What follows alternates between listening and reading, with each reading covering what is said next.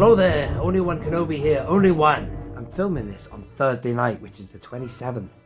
And would you believe it or not, I've only just watched the Hasbro live stream, although I was aware what they released the other night, or revealed, because I was told by friends. I couldn't do anything on Tuesday night because I was out and about on Tuesday and I got home late. And then yesterday I was just very tired, so I never got around to doing anything. But now I've watched the live stream and that's really done me the world of good, because it was a good live stream. Great reveals. It's actually inspired me a lot more to get back in here. I've not been in here.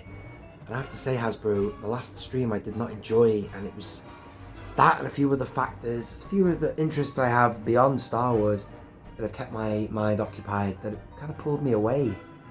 But now I'm inspired to get back in this room and sort it out, because I did some changes in here. I'm just filming a few of the characters that I'm going to talk about later that were revealed.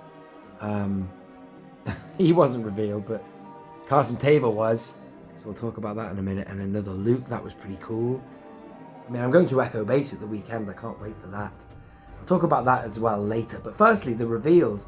So, I suppose the big thing is this Luke Skywalker and the speeder. We saw that. I was impressed with everything. You know, I think they started out with Dengar, a reissue. That was pretty cool. I mean, it's a revised figure and, you know, it's facial scan tech, whatever, and the alternative card back. I mean, one thing that she said, Jing, she says, we like to do alternative cards. I mean, you never used to like to do that. Jing, may I just say, you should have been doing that right from the start, in my opinion. Yeah. But too little too late on that department. It's great that you are doing that now, but it's too late. It's never going to rescue my Shea Vizsla, who's really taken a hit. I can't get over how cheap she goes for the first issue of her. Most expensive figure I ever spent money on in 2017. £80 I paid. Now, you'd never sell her for that. She goes for £40. It's unbelievable. So you've murdered the second-hand market with regards investment, if you want to call it that. I mean, that's a lot of money, but I'd never make that money back. People have spent a lot more than £80 on Shea Vizsla. That's that. But I do love that new card back for Dengar. A cropped image of him. It's just nice to have a variant, an alternative image. And Ventress was pretty good. I'm going in a funny order here as to what was revealed, but I was always very nervous of characters being put into the realistic domain that we've never seen in live action. But do you know what? I've kind of got over that now, because as she said, for Callus, it's just an interpretation, isn't it, really? You see Callus only really in a cartoon. The figure they've made for Callus, I know I've just moved off talking about Ventress, but we'll talk about Callus now. It looks just like he would in the real world. They've kind of just made a little bit more subtle features of him, but it certainly looks like Callus if he was to be in the real world based on how he looked in animation. I don't know if Ventress will ever be in a live action. It would be great to see that, but the figure they've made is just stupendous. It looks like I would ever imagine an actress playing Ventress would look like, you know what I mean? Because at the end of the day, Ventress, if you were to put her in live action, would be somebody who would wear a lot of makeup. She's bald. So the features of her face anyway, I suppose whoever they would ever hire to act as Ventress would look similar to how she's been portrayed in other media.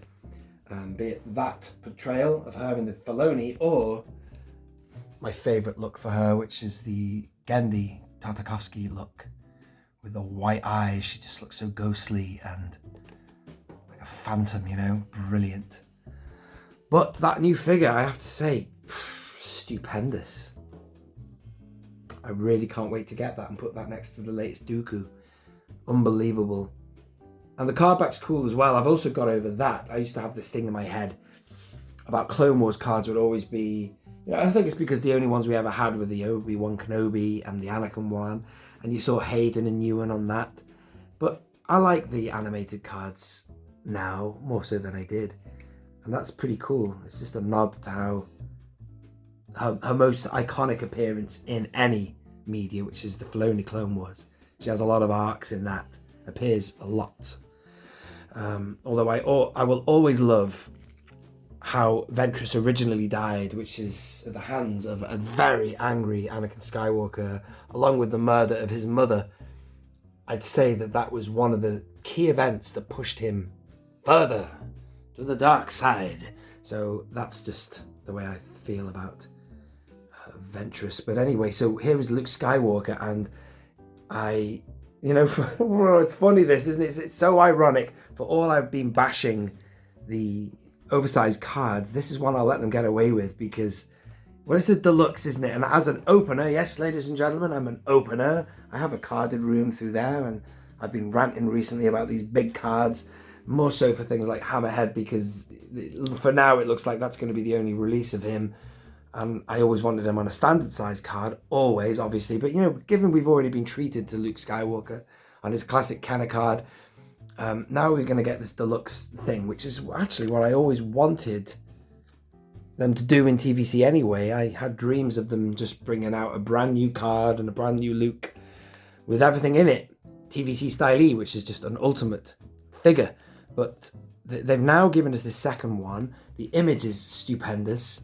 I won't need to keep that carded because it's a large one. I'm going to be opening it because I'm only going to be buying one sand speeder anyway, or land speeder, sorry, I should say. I'm not going to want two of them, so I'll just open it. And as for the image, it's so nice. I will, pop the bubble off and keep that somewhere else. I've just put that on him. It doesn't really fit him, does it? That's come from the Power of the Force 2. Look at that, it's a terrible fit. So that'll be cool to get the poncho and all the accessories, and I'm excited as an opener for that. I will open it because I want that figure loose, and there you go. But yeah, a part of me still thinks that it would be nice if that was on a standard card, because the image is so beautiful. I would have that along with my other Tatooine Lukes, and they could have put all the accessories behind the bubble, you know what I mean? But, I don't know, man. The loose collector in me just thinks, whatever, open it and just have it as a figure. But that card back, the image is so good, I will do something with the card. I'll keep it, I'll have it hanging somewhere because it's such a good image of Luke. In fact, actually now, the more I think about it, the more I want that figure on a standard card back size, you know what I mean? Because accessories can be put behind figures. At least we've got this alternative. He's going to have soft goods there, which is good for him to sit in the vehicle.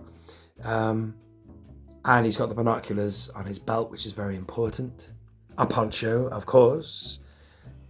The Tosche Station goggles, that whole American graffiti in space. And that is that. What else to say? Yeah, the landspeeder is going to be good. There's now space for 3PO to sit, which is good. And I think, R2's on there, and there's a hint of a Ben Kenobi on there. The packaging looked really good as well. I can't wait to see what they do with an old Ben, by the way.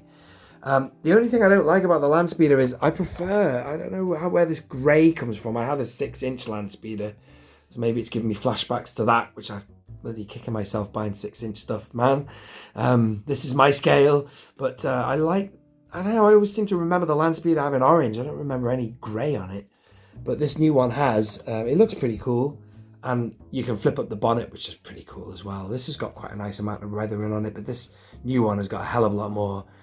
And as they were saying in the live stream, I'll leave a link to the live stream in the description of this video too, if you haven't seen it. But the dioramas they're doing, the toy photography is brilliant. I do agree, which is pretty cool.